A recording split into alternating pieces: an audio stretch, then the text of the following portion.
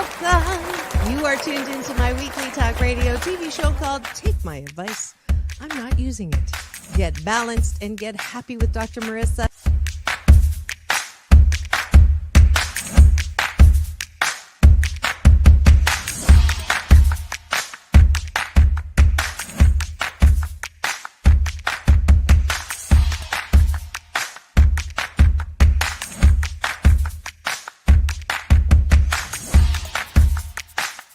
And this show is about hope and happiness. So there's no gossip, no scandal. Instead, I want you to focus on your own reality show and how you can be happy 88% of the time. So I have shows and topics.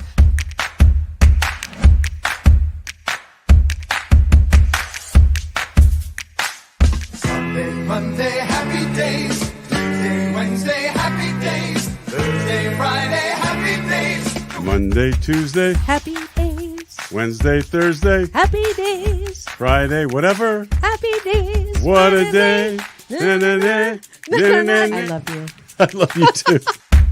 Best known as the mom from Happy Days, and she is a delightful 89-year young Marion Ross to my studio. Welcome, welcome, welcome. Dr. Marissa, this is such a treat for me. Oh. My goodness, you're a wonderment.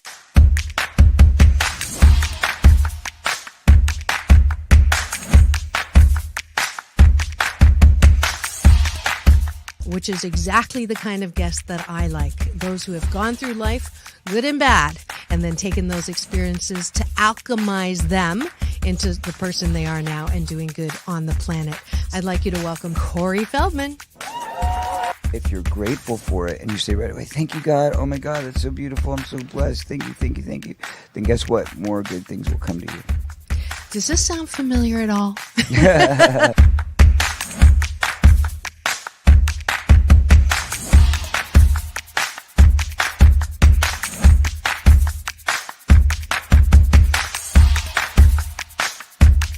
She's back again to mark my Cancer Awareness and Prevention Month show. Please welcome Fran Drescher. Hi, Fran. On and supporting cancer schmance. I really appreciate it. So what would you say are some of the biggest myths, Fran, that people have about cancer? Well, I would say that they think that there's a cure for it. Okay. Instead of a cause for it.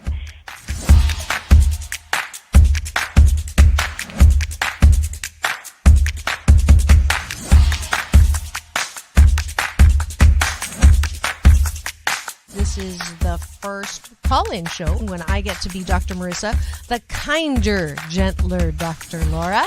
And people call in to get their life tires balanced and their critical thinking or their BS, their belief systems, smog checked. And today I am delighted to have Malie calling in from Birmingham, Alabama. We could go 90 days and end up having terrible sex. And then you say, well, the relationship's not all about sex. Well, if I'm not getting great sex from you, then I'm going to get it from somebody else. Right? That moose just got put on the table. And I see Josh and Jim. I have to agree You're with Clyde. both nodding. Ramon's sort of half nodding because his wife's listening. But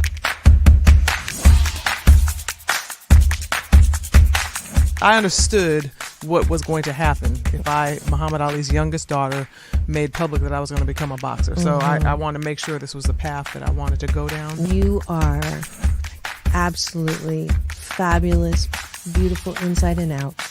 And I'm giving you Dr. Marissa's Beneficial Presence on the Planet Award today. Thank you.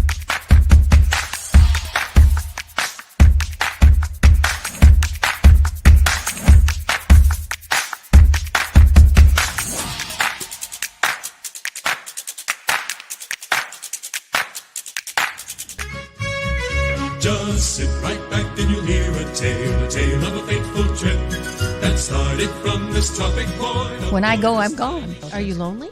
No. Nah, I knew that was going to be But the answer. I surround myself with people. I mean, I'm always the one cooking for things. Or I'm always the one that decorates first and come to my house. All the orphans that have no place. I'm going to have no place to go, so I Okay, can come okay, over. come on over. And life is so amazing if we can see it.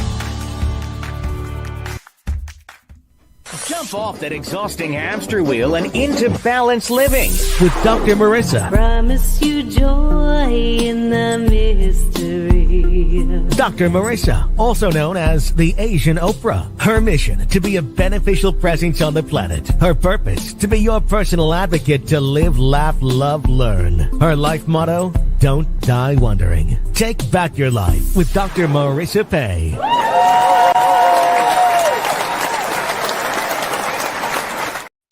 And welcome. You're tuned into Take My Advice. I'm not using it. Get balanced with Dr. Marissa, the morning show here on NBC News, CNBC News, and NBC Sports Radio station KCAA, AM 1050, FM 106.5, and streaming everywhere.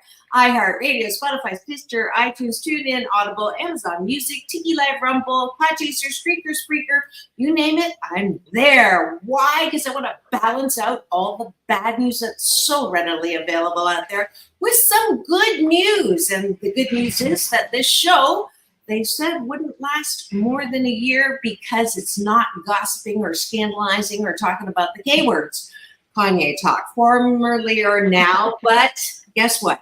They were wrong, and I have a plethora of beautiful, inside and out, like-minded, love-hearted people who continue to tune in this week. This ends the consecutive 618, I believe, weeks on the air, on camera, as well as this is podcast number 1121. And not only do I have great guests and great topics, I also have great co-hosts that come onto the show. And I'm so delighted because it is Happy International Women's Day today. Hold on, let me get the applause. And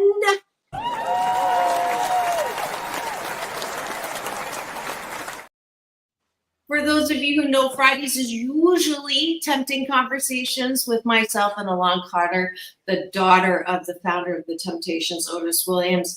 And we all know, we've been praying and, just keeping a loving eye on her mama, my family, part of my family. Her mom's going through treatment and they caught it early, but it's a tough haul. Those of you who have had cancer and have gone through the treatment, it's not easy. My dad wasn't able to have it, ended up really, with the lymphoma, he couldn't have it. So Alon's been a wonderful daughter helping out, and she's kind of exhausted. So we're giving her a break today. And I thought, who could I bring on here who would bring just as much energy and also have great ideas for a topic? And that is my past guest, who's also, you'll recognize her because she's sung the national anthem at every major sports event, Clippers, Lakers, Dodgers, Kings, you name it, she's been there. Her voice is amazing. I'm sure I had lots of wonderful comments on my social about going with her to the UCLA gymnastics meet, and she sang there. I was so proud. And she actually found me, last year?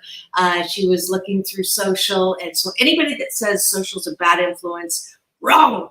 I love the fact that she connected with me. We became, she came on as a guest. We became friends. She's single-handedly trying to get me married off now. She's one of the reasons why I'm still dating.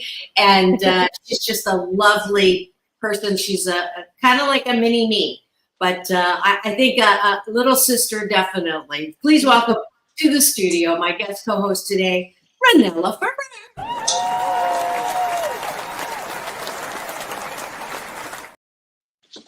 Hello, Dr. Marissa. Thank you so much for having me today. Of course. Welcome back. And Yes. You know the drill. we start with breakfast with myself and my co-host or guest. So if you're driving, I'm sorry. Go ahead. Sorry. Happy International Women's Day. Thank you. And back at you. We're gonna start that whole interesting. I'm actually a little not uneasy, but it's going to be fun today because I'm going to be on the hot seat for a change. Yes, you are. She's interviewing me because I am an international woman. So that's what we're doing after 1,121 episodes. Finally, you're on the hot seat. So it's just time. Yeah. It took 1,121 episodes, okay? I hope that I don't get burned or burn myself on the hot seat. Oh, but not. I'm sure it's going to be fine. But it will be fun. But first, we go have breakfast, taking a bite of my gratitude sandwich. That's the good life habit and the hashtag Blisscipline that I've been instituting on this show for the last year. So, top of the bun, 8 things that you like about yourself. Bottom of the bun, 8 things you appreciate about yourself. And if you're in the chat, please do participate. If you're driving right now and listening to the AM 1050 or FM 106.5, do not put your gratitudes there. Just say them out loud. Here we go. I am grateful that it is International Women's Day today, and we get permission, not that we need it, to really highlight the fact that international women rock. What are you grateful for, Ranella? I am grateful to be a part of your show today on this wonderful Friday and to put you in the hot seat. I am grateful that I have the best, I meditate every morning, and sometimes I'm just so happy. I cry, like literally, like immersed in the gratitude of my life, and I love my life, and I'm so grateful for everything in it. I'm grateful that this morning is one of those super duper naturally high feeling days. Right. All right. I feel mutual. I was going to say, I am just grateful how I've been blessed with things that I never thought, like some people would wish or pray for, to have and to experience, to be able to sing and be even just right now at this present moment and be where I am and where I'm at and have the life that I'm living. I'm just grateful to be blessed with everything. Beautiful. I am grateful that I got to taste your mom's amazing cheese puff, which I had to give half of them more than half away because I figured. I'll add that as my last gratitude is I'm grateful that I've continued to slim down, and I'm down 32 pounds, and I'm grateful for that. Woo! Congratulations. Thank you. I'm grateful that your presence catapulted me to get back into the gym, because ever since we talked about the health, I started going back to the gym, and I've been there almost every day now. And before I would go once every 3 months, which is terrible. So now I've been going almost every day, and I'm grateful to get my health back and to have that motivation to get back in shape and to be the best version of myself again. Yes, she was on Khloe Kardashian's Revenge Body. Yeah. So it's she used the excuse to get me in the gym of she thought she would, set me up or have more people on the swiping. So it was kind of funny. It was a fact. I'm glad that it worked to get you there on a more regular basis. She even tried to get me to teach Tai Chi there so that it would be amazing. Yes. Be there with her every day. But I'm good. She's got the habit now, and she doesn't need me there because I have a gym in my place. It's kind of silly to But twice or three times that you've gone there, there are people that recognize you, which is crazy. And that's how popular you are. I thought they were actually from your dating profile, but thankfully they weren't. I know that's pretty. That's funny. another story. Yeah, right. It tickles. It tickles my funny bone when that happens. I tell you it happened at a bank? I sat down. What? Yeah, I went to a bank and they started taking my information and she goes, "Your name?" I said, "Dr. Marissa Pay," and she goes, "Doc," and she looks up and she goes, "I listened to you." Oh my God, that's so awesome. That was super cool. Super cool. Yeah. Awesome. All right, let's go to the bottom of the button. What do you like about yourself? And the reason why we do this in a little international slant here, there are many cultures, especially in Asia, where to talk about yourself, to toot your own horn, is completely against the rules. So in Chinese and Japanese, I've said this before, the nail that stands up is hammered down. That's a saying that is, taught to you as a child. So thank you for that finger. Someone just gave us a finger, not that finger, but this one. And that expression keeps a lot of Asian women from stepping into their unique talents, gifts, and abilities. And both of us really feel that because we're on stage. We're in front of the camera. We're in the middle. And there's a certain bit of extra courage that we need as Asian women to step into our gifts and our power, and no hiding the light under the bushel. So we'll talk about that. Yes. But that's why we do this weight training right now at the top of the show, is I want you to get used to going to bed at night thinking about how good you are, instead of all the things that people said, or you will feel bad about yourself. So the foundation of good mental health is self-care, self-love, self-soothing.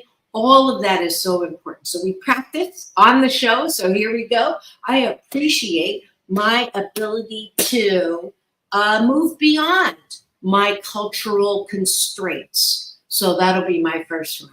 What about you?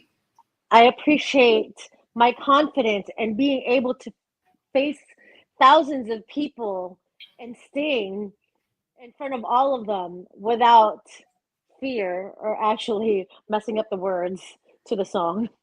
Did you do you still get nervous? You know, when I do like major sports, like I would say the Lakers gets me nervous because I do see like the big A-list celebrities in the courtside, like Denzel Washington to like, Justin Bieber, or the professional singers that are sitting on the courtside. That gets me nervous because I'm like, oh my God, they're right there. But the funny thing is, like, just going back to this, my high school graduation, I sung the national anthem for our graduation, and I sung "At the Twilight's Last Gleaming" 3 times. Oh, so I wish I do have a video somewhere, but I said, "At the twilight's last gleaming, at the twilight's last gleaming," and I think all my classmates were just laughing, like, "How did you graduate?" I know. So fast forward, I'm doing this now. It's kind of like ironic, but yeah. Yeah. Well, just since we're airing dirty laundry, I was they had called me in to audition for the X Factor.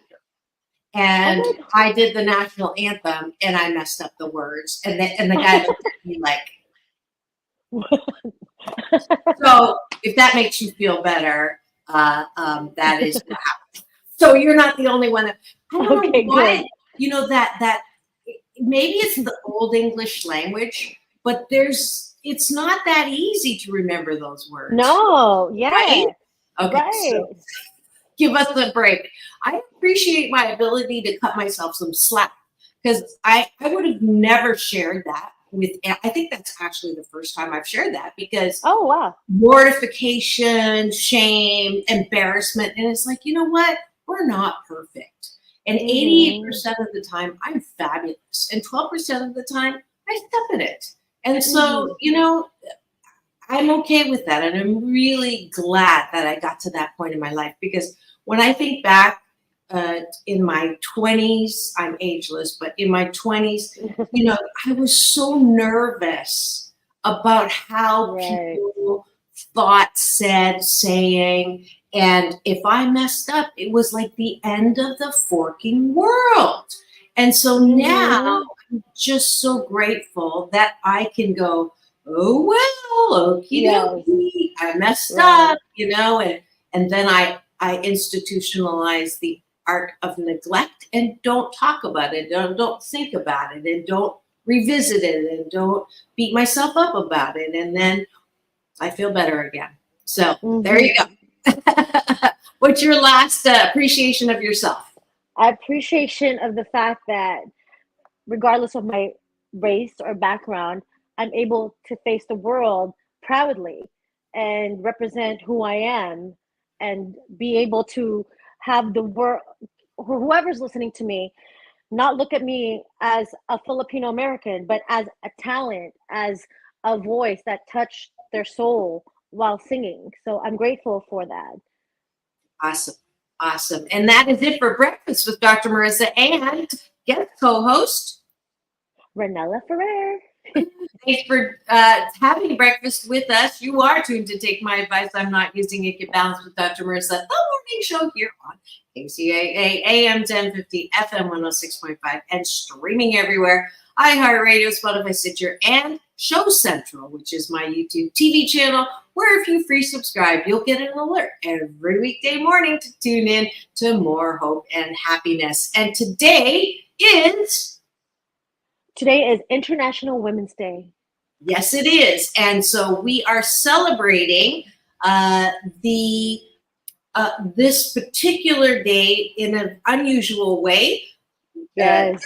Guest co-host here is about to start interviewing me on the hot seat. If you have any questions for me, even though I have a bunch. But if anybody else, hold on one second. If anyone in the stream has a question for me, even though I live my life out loud and I basically have told you everything about my life, past, present, and future, you can also put it in the chat and Ranella will pick that up. All right, here we go. Okay, so I remember the last time that I was on the show, Dr. Marissa asked me, who is Ranella? I want to ask you, who is Dr. Marissa? Tell everyone how you started. How did Dr. Marissa Pay came about into this world? We only have 40 minutes, less than 40 minutes. So, yeah. Well, the whole story is actually in this shameless plug here, my best-selling book, Happiness. It actually is not, a psychologist telling you how to be happy. It's one of the 7 out of 10 of us who've had childhood trauma. And so the book captures that, and also how to work through the pain into your power. So that's basically my journey. I became who I am as a direct result of the painful experiences that I have gone through to alchemize me into the person that I am. And that, my friends, is I'm the poster child to show that, pain in life is mandatory. And the BS, the belief system that we are born and that our life is supposed to be easy and that nothing bad is supposed to happen. And when it does, there's something wrong with you and you're behind the 8 ball and you have to catch up. That is bullshit talking. And for me, I grew up with that, 7 out of 10 thing. My honorable moniker, Oprah, says it's as high as 8 out of 10. She's been she's been public and sharing after she became successful about her background, similar, sexual abuse, I had not sexual abuse, but I had verbal, emotional, and physical abuse from a well-meaning person. She was sometimes more mean than well, but she didn't know what she was doing. No one gets a handbook for good parenting. We have, and yet we have this stupid BS belief system that we're supposed to know how to be good parents. So I grew up in that, and I do not regret it. I talk to my mom almost every day. She calls me every day. She's in Canada. She has Parkinson's and a bit of dementia now. And, you know, she did the best that she could, and I don't even regret. And if I could change things, I wouldn't even change them, because through her, I learned how to be resilient, brave, compassionate, tenacious, a good orator, creative. All of those things were birthed from that upbringing. And yeah, so do you, I'll let you talk. I'm going to ask you more questions. So do you Okay. think when you were younger, is that when you realized, okay, one day I want to be a doctor of psychology, or did this just come about through experience? Because also too, being Asian American, we know Asian American women, moms, are very tough, and they're very like blunt. If they think that you look like you gained weight, they'll be like, "Oh, you look fat today." Like they'll just bluntly say it without, you know, remorse or whatnot. Do you think that did that start when you were little for you to become Dr. Marissa, or did that just happen? So, good question.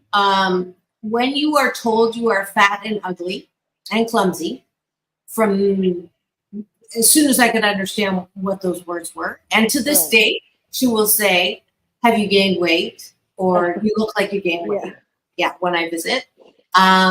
God bless her.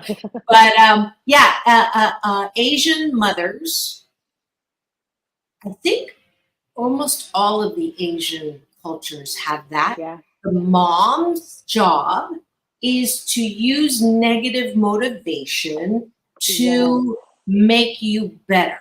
It's my job as your mother to make sure you're not fat and ugly. So I'm going to tell you that you're fat and ugly so that you will be motivated not to be fat and ugly. You've had that experience. I've had that experience. When I spoke in China right before COVID, I was 10 miles from Wuhan, November 2019, but I spoke at the embassy in Beijing, and there was not a dry eye in the entire audience because they could relate. They had similar experiences. One said, yeah, my mom told me I had fat knees from the time I was young. Oh my God. Hips, you know, all of that. It's this crazy, acceptable way of raising daughters. Doesn't happen to sons, but daughters in particular. And what's interesting too is that is, if you're listening and you're vibing and saying, yeah, and you know any Chinese publishers, that's where we're going next with this, because that was what was supposed to happen. COVID kind of got in the way. Yeah. But we are planning a trip this year, actually, to China to try to make that happen the next step. So if you know anybody, please do message me, drmarissa.life. You just use my assistant Google, you'll find me everywhere. But please do contact me for that, because I can't wait to see how it happens. I think it's going to be one of those magical ways, right? So it could be from the show. Anyways, so it does seem to be the Chinese, Filipina, Japanese, Cambodian, Asian, all around way of motivating the women. So that led me to a belief system, that in order to get love, I had to be the best. In order to get love, I had to achieve, right? And be beautiful. And if I couldn't be skinny, I had to be really nice. And it's interesting, on the way to high school, I had that really, look, kid, you're fat, you have zits, you have thick glasses. I had a -9 prescription. You are not beautiful. You're not good looking. You're going to have to really use your personality to stand out. I literally had that conscious conversation with myself after this guy rode by me on a bike on the way to high school and looked at me and said, ugly. All right. Oh my God. This launched me. So I lost 40 pounds, started modeling when I was 17 in high school last year. And last year. And obviously, if you're Asian, you have to get A's. I remember the day my mom said to me, you don't have to get A+. A's are fine, right? She's like, pulling. Yeah, 1 hour of TV a week. I didn't have a radio until I was 19. I didn't go to a movie until I was 21. Now that was Asian plus evangelical religion. Right. Okay. Right. So very, very strict. So to answer your question, those experiences also, so I became an overachiever, right?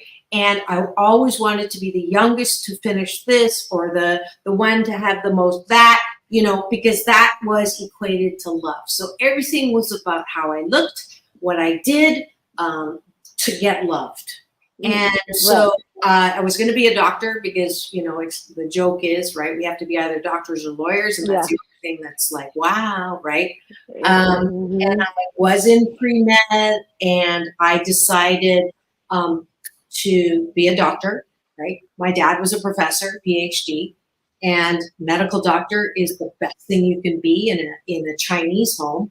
So I took a pre-med first year at McMaster, and I was dating a guy who got leukemia.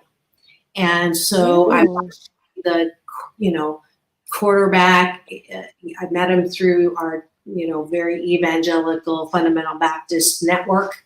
And I went to visit him in the hospital and watched him die and watched his face. Oh my gosh. Steroids. And I said, I don't want to be a doctor. Like, I just can't even imagine. Wow. Yes. So so biology, that was my major, obviously, for pre-med, and my elective was psychology. And I actually really liked the class. So I switched my major to psychology, and I thought, okay, I'm going to heal the mind instead of the body, right? So that's how I got into psychology. And then I thought I was going to be a clinical psychologist, and this was also against Asian Chinese. Psychology is wasn't a respected occupation, a field of study. That was all too woo-woo, not a hard science. China itself as a nation did not value psychology until about I don't know how many years ago, but you'll remember maybe the instance of like 30 former farm workers jumping off a cliff and killing themselves. I may be wrong with the numbers, wrong with the actual situation, but that event finally got the government to say, okay, there is something to mental health. There is something to psychology. There is something here. Okay. So, but I'll tell you, becoming a psychologist, I had a cousin who would not let me talk to his daughter because she wanted to go into psychology and he didn't want her to. Oh, wow. Yeah.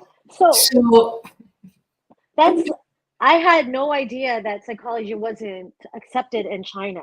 Yeah. But I mean, I've had my fair share of experience when I went to Hong Kong when I was little, and I just remember that you were right about them, even the women, them respecting the men more than the women. I remember being at a restaurant and the waiter wouldn't talk to us about taking our order.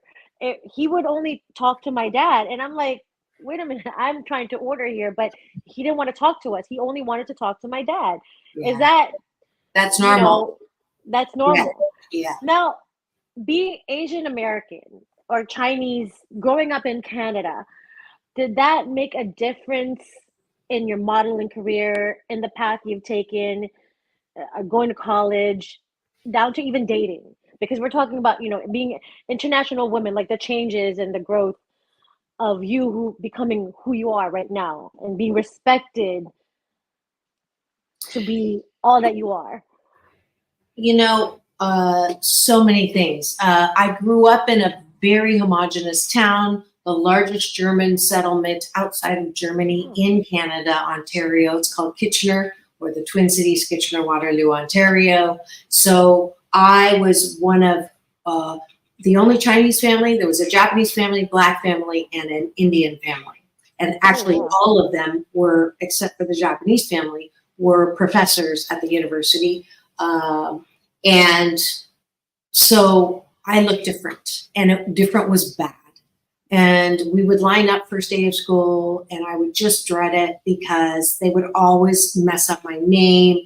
And it was actually Maria. That's another story. I changed it to Marissa when I started modeling, and also to change who I was. I didn't want to be Maria anymore. There's something, maybe you know me. No, yeah. So I became Marissa, and my last name is P-E-I, right? P is in positive E-I, like Prince Edward Island. But if you look at it, you don't necessarily know how to pronounce it. So I'd stand with everybody in line, and they call roll at the beginning to tell you which class you were going to. And from the age of 8, right, every year, Maria Pie, Maria Pooh, Maria. Yeah. So then everybody would laugh, and the rest of the year it was on. And so I hated looking different. I hated being Chinese. That's what I was going to ask you. I hated the fact that I didn't like the girl next door, blonde, blue-eyed, brown hair, blue-eyed. I hated that with a passion. So it led to, when people would say, "Are you Hawaiian?" I would say, not yes, but not no. So I would pretend to be Hawaiian because Hawaiian was cool, Chinese was cool, right? Oh, wow. Okay. Yes. So that kept going until I started modeling, and I was getting gigs because it started to turn into the international focus.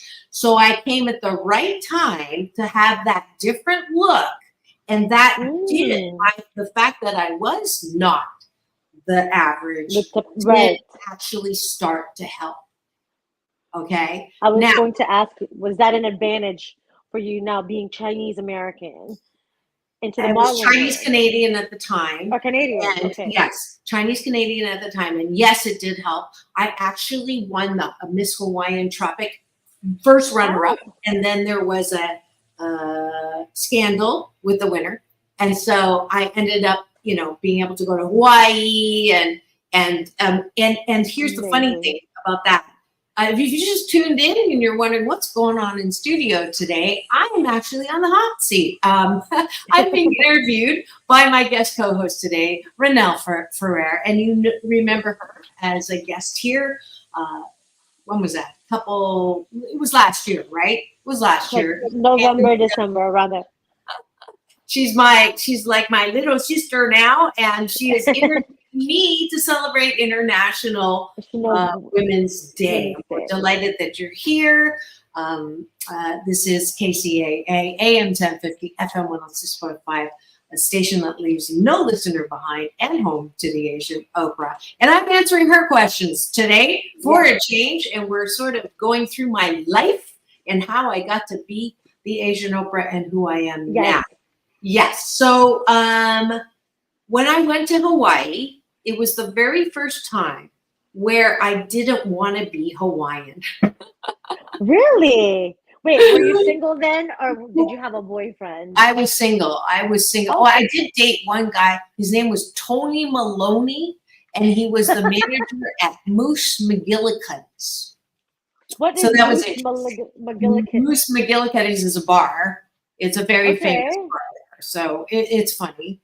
But it was funny because it was the first time I appreciated looking different. Because I looked Hawaiian, people thought I was Hawaiian, and all of a sudden I wasn't different. And that was the first time when I appreciated that I looked different. So that was a full circle thing. And I really appreciated that lesson for me. That's something that was so horrible growing up. Pain in life is mandatory. I didn't have to suffer from it anymore because suffering is optional. And so I love that I went through that experience to fully appreciate that I was Chinese and that I love my Chinese roots, even when we're affiliated with the virus, even when there's this right now with the country. I am, first and foremost, Dr. Marissa, who is an international woman. I chose to be American, so I am a Chinese American. I love my country. I hate Chinese hate, stop Asian hate. I hate people who hate. I shouldn't say that. I prefer people who love. So, but I am very comfortable because it allowed me to be a diversity consultant. Right. I was one of the first diversity consultants in Los Angeles to put together with my colleagues at the Los Angeles County. Howard Phillips is in heaven now. Marjorie, I'm going to forget names and I'm going to get in heck for it, but there's a whole group of us who put together a program we rolled out for 80,000 employees about valuing diversity. I did it with Dr. Mary Choi at Mattel and a couple of other different companies and organizations. Joyce Labrinos, I remembered her name. So all of this was just so perfect. Everything that I had gone through has a purpose. And I hope everybody hears that message today. No matter how horrible things happen in your life, all of that is for you, not against you. It is to help you develop aspects of you that you didn't even know you had. And if we can embrace that as the norm, then we're less likely to have a crappy life, to think that life sucks, because life does not suck. No. Yeah. So I have a question regarding being Chinese or having the Asian background. Do you think that was an advantage in the dating world, or was that a disadvantage, or both? From the past, present, and future. You're asking the perfect questions, actually, because I forgot about that when you were talking earlier. When I was dating, it was very common to have the guy say, I've always been attracted to Asian women. That's the worst. I don't, oh my gosh. And my friends would say, what's wrong with that? You are an Asian woman. And it's like, first of all, can I be beautiful without being a beautiful Asian woman? Like, can I just be beautiful? Like within all or your fetish, right? Right. The second is that one. The BS stereotype belief system that we are subservient and threatening or whatever it is. I will say to them, if I stayed at dinner, I would look at them in the eye and go, first of all, ain't cooking for you. If you stayed at dinner? Yeah, if I stayed. I ain't cooking for you. Okay? I'm not cleaning for you. Right? And the only way I'm going to walk on your back is with high heels on. So it'll hurt. So. Have you ever done that though? Done it? That with the high heels? Oh, it never gets that far. because at this point I walk off, or there is no second date, because even though it's meant as a compliment. Now I know there's guys out there, but it was meant to, and I get that, and I don't walk off now. I try to gently, educate and say, okay, first of all, it sounds like you're stereotyping, because the last thing I am is a subservient woman. Okay. Now, it is true that in many Asian cultures in Asia, that is still their culture. But for an American Asian woman to assume that that is how you are, and this is the thing about diversity that gets us all tripped up. People go, quit stereotyping. And it's like, well, okay. However, there is that, saying, there is some truth to stereotypes. Yes. But that's not the stereotype. The truth is there are group differences. And if you keep saying to me, I don't see you as a woman, and I keep looking down, it's not a compliment. I had a boss who said to me, you're so strong, you're so direct, great communication. Sometimes I forget you're not a man. Oh, wow. Compliment, yes. Meant it as a compliment. Was the intent compliment, impact not a compliment? So, yes, it does get in the way. However, it's not something to get pissed off about. Like our younger generation is really good at flying off the handle at any kind of discrimination and prejudice, and I love them for it. But at the same time, you can't educate people when you're pissed off. Right. No, you cannot. Now, away from dating, I wanted to ask you this question. What was your most memorable event where you felt being Asian, American, or Canadian, or colored was celebrated and or admired? I won the 2000. I've been so blessed with being recognized. So I won a plethora of awards, but the one that I went, oh, okay, it's really come full circle, and it's a wonderful thing to be Asian, was winning the 2012 Asian Heritage Award. Wait a minute, no. First one was 2005 Role Model of the Year Award. Wow. At Nordstrom's on stage. And my kids got to come up a stage. There's a picture of that somewhere. And I was one of those pictures in the wall in the back behind you. Yeah. I don't know if I have that one up, but it was just an honor. And then the 2012 one, they actually had a runner, thing that said Dr. Marissa Asian Oprah 2012 Asian Heritage Award. And I was like, oh, that was the first time someone had said Asian Oprah. And I was mortified because those were two big shoes to fill. And I was like, no, thank you. So I didn't, I tried to push it aside. And that was when I still didn't understand my job. I didn't understand why I was here. I didn't understand all that I have to do in my life. I didn't understand my happy 88 mission. So it wasn't until Dr. Michael Bernard Beckwith introduced me to Oprah as the Asian Oprah. Many years later, I went, okay, this is kind of silly for me to look a gift horse in the mouth to receive the honor, right, of that moniker. And that's how it happened. And she looked at me, looked down and said, nice pants. And I took everything from me not to say, do you want them? Wow.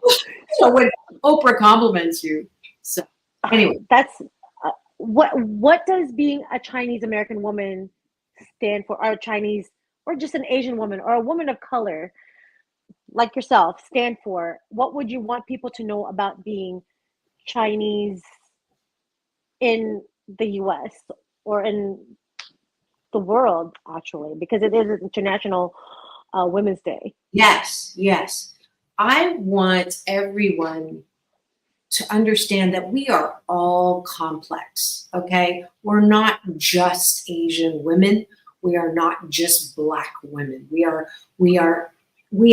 have so many adjectives, right? Now, it's true that the color of our skin is one of the first three things that people see. And that is why we say Asian woman or Black woman or Latina woman or Filipino woman. But until we can get to the place where that is just like the woman, the beautiful woman with the necklace on, or the one with the black, this is actually my mom's hand embroidered from China. This thing is about, she got it from her mom. It's like a 200-year-old art. Yeah. It should be up on your wall. That's amazing. No, I know. Yeah. Anyway, so, but when you say Black woman, you don't think beautiful right away because of all the stuff that comes with the word Black.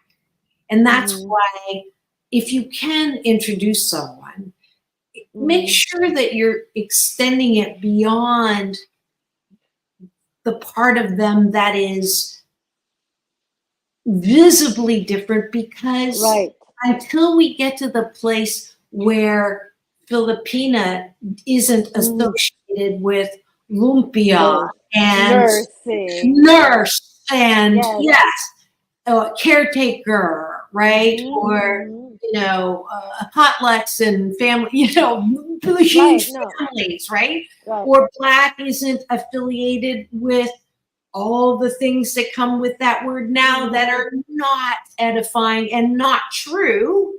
Right. Don't focus on that. It's just one of many things. Yes, I'm an Asian woman, but yes, I'm also a creator. I'm a musician. I am a motivator.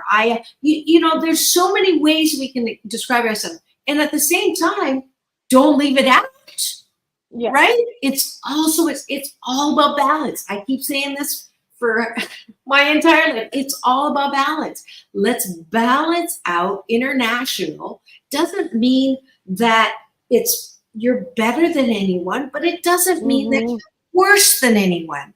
And thank you for giving me the platform to use this one model that I used to use when I was doing a lot more diversity training. I love doing it. So if you need it, hit me up, because I love doing this. That's actually. Yeah.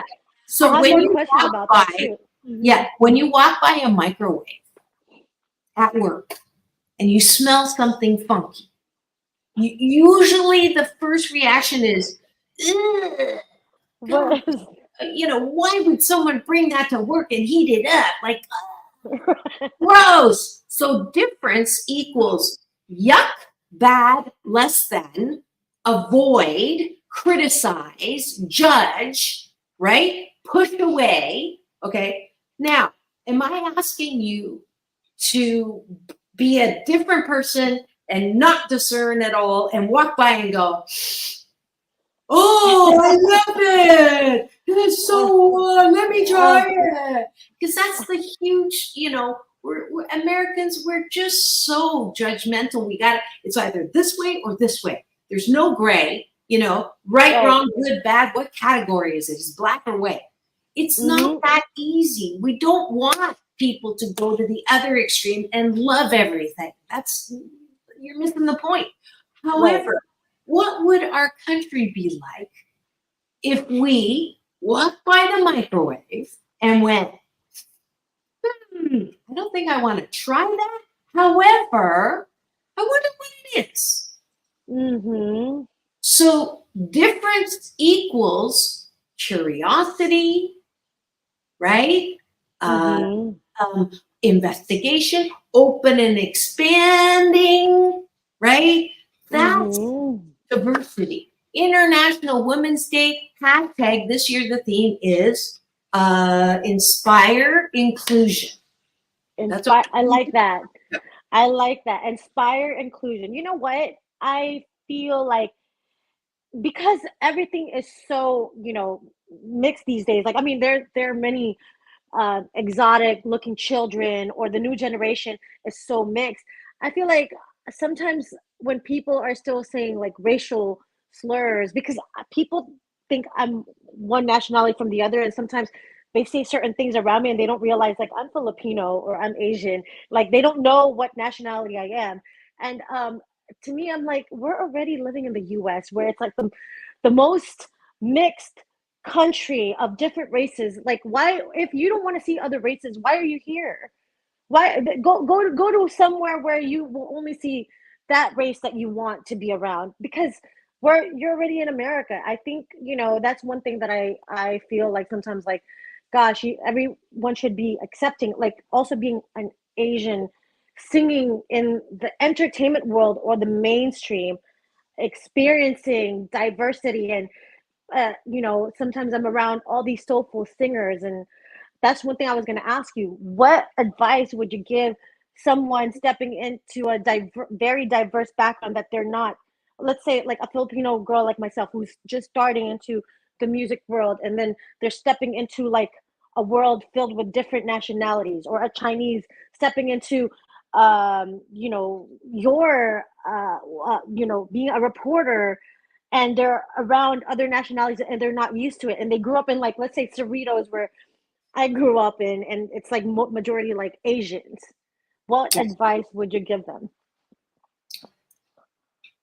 The title of the book by Dr. Terry Cole Whitaker, What You Think of Me is None of My Business.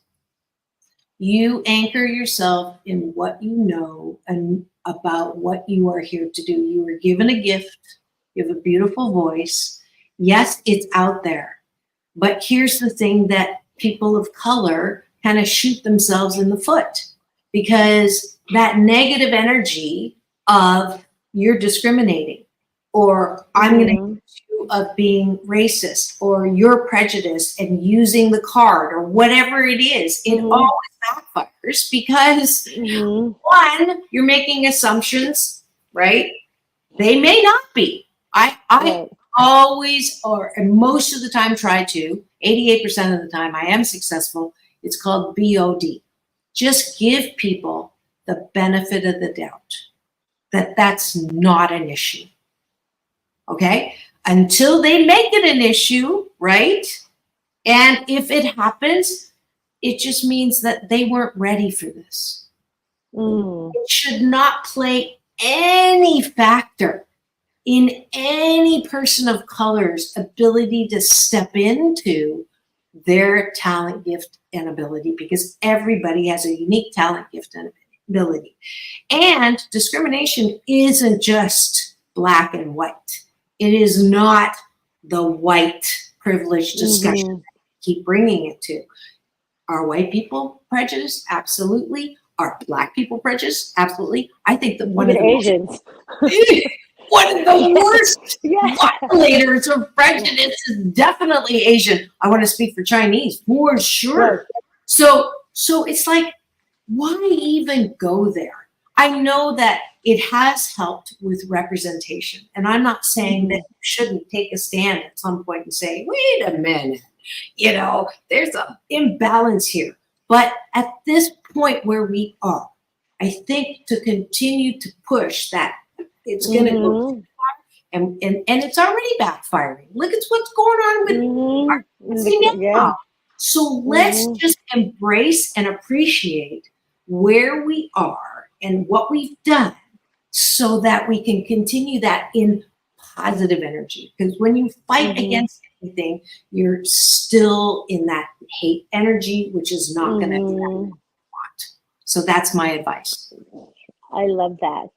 And any last minute advice to women who are of a different background that want to be in your position? Just meditate in the morning. Know that you are one of a kind, wonderful. Get this book to work through any issues you have that you don't see yourself as loving, lovable, and loved. And we are at a time. Thank you You did a great job. Oh, thank you. Interviewing me. It's all about balance, peace in, peace out, world peace through inner peace. This is Dr. Marissa reporting live with Rochelle Ferrer. And we just know that you're going to have the best weekend ever. We'll see you on Monday. Happy International Women's Day. Happy International Women's Day.